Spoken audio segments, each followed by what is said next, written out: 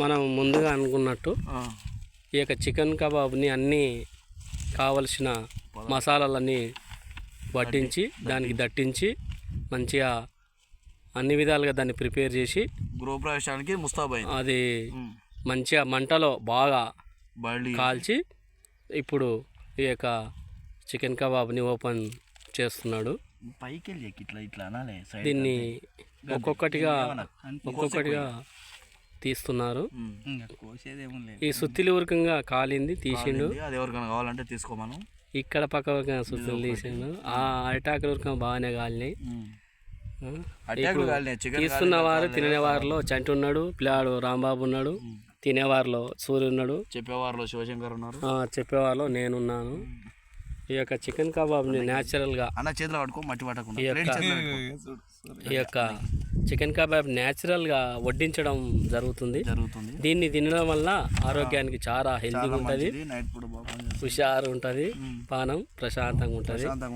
ఇట్లా మీరు ఎప్పుడైనా వేసవి సెలవుల్లో కానీ మరియు సంక్రాంతి పండుగ రోజు కానీ మరియు ఖాళీ టైంలో ఊరికంగా ఈ విధంగా న్యాచురల్గా అటవీలో ఫారెస్ట్ ఆఫీస్లో ఫారెస్ట్ అడవిలో చేసుకునే ఈ యొక్క చికెన్ కబాబ్ని న్యాచురల్గా చేసుకోవడం జరిగింది.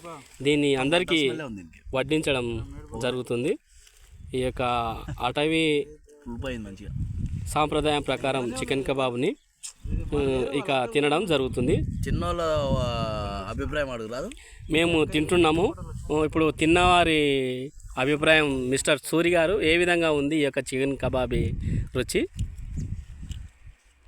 మానవునికి నేను మానవుని తెలియనాడే ఫుడ్ మేము ఈరోజు వండుకొని తింటున్నాం. ఆది మానవులు ఎప్పుడైతే వండుకున్నారో అది మేము ఇప్పుడు వండుకొని తింటున్నాం.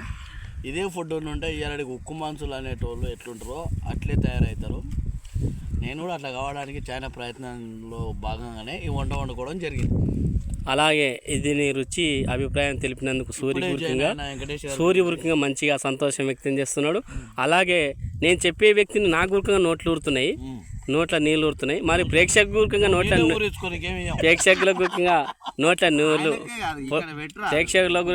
నూరు ఊరాలే. అలాగే మళ్ళా మనతో మిత్రమండలి మన అన్న వెంకటేష్ అన్న గారి ఊరికంగా వచ్చిండు, ఇప్పుడే జాయిన్ అయ్యిండు. అన్న అభిప్రాయం ఊరికంగా తెలవాలి. ఈ యొక్క అటవీ సాంప్రదాయం ప్రకారం మంచి చికెన్ కబాబ్ని కాల్చుకొని తిన్నాడు. ఈ విధంగా చేసుకోవడం వల్ల చాలా లాభదాయకం, ఆరోగ్యం. మీ యొక్క అభిప్రాయాలు, సూచనలు, సలహాలు అందరూ మా యొక్క ఛానల్ని సబ్స్క్రైబ్ చేసుకోండి, లైక్లు కొట్టండి.